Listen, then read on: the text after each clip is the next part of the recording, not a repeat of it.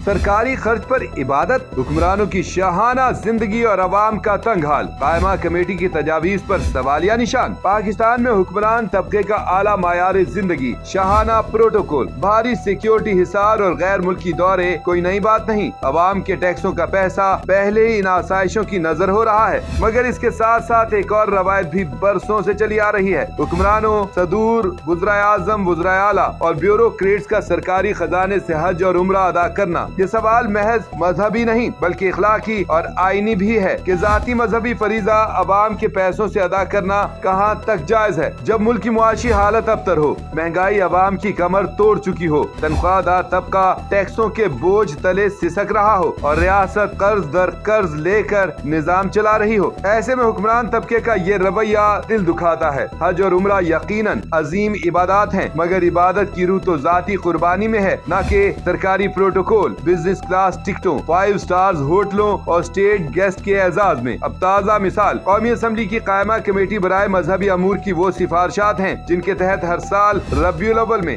10 रुकनी पार्लिमानी वफ्द को सरकारी खर्च पर मदीना मुनव्वरा और मक्का मुकरमा भेजने की तजवीज दी गई है। मदीना मुनव्वरा और मक्का मुकरमा में पार्लिमानी वफ्द के खाने पीने के अखराजात कौमी असम्बली बर्दाश्त करेगी। वफ्द के क़याम के लिए होटलों या सरकारी रिहाइश गाहों में इंतजाम किया जाएगा। साथ ही वफ्द के साथ प्रोटोकॉल ऑफिसर की तैनाती और कायमा कमेटी की सेक्रेटरी को भी वफ्द में शामिल करने की तजवीज दी गई है। दलील ये दी जा रही है कि ये वफ्द पाकिस्तानी अवाम की जानिब से रोज़ाए रसूल सल्लल्लाहु अलैहि वआलिहि वसल्लम पर सलाम पेश करेगा। सवाल ये है कि क्या अवाम ने वाकई अपनी अकीदत और मजहबी फरीजे की नुमाइंदगी का इख्तियार भी इन नुमाइंदों को दे दिया है? क्या अवाम सिर्फ इसलिए वोट देते हैं कि उनके नाम पर मुंतखब अफराद सरकारी खजाने से इबादत भी करें, रिहाइश और खाना भी हुकूमत फराहम करे, तिब्बी सहूलियात भी, ट्रांसपोर्ट भी और मुकम्मल सिफारती प्रोटोकॉल भी? शर्म की बात यह है कि जिस अवाम को बुनियादी सेहत, तालीम और रोजगार मुयस्सर नहीं, उसी अवाम के टैक्स से, उसी अवाम की जानिब से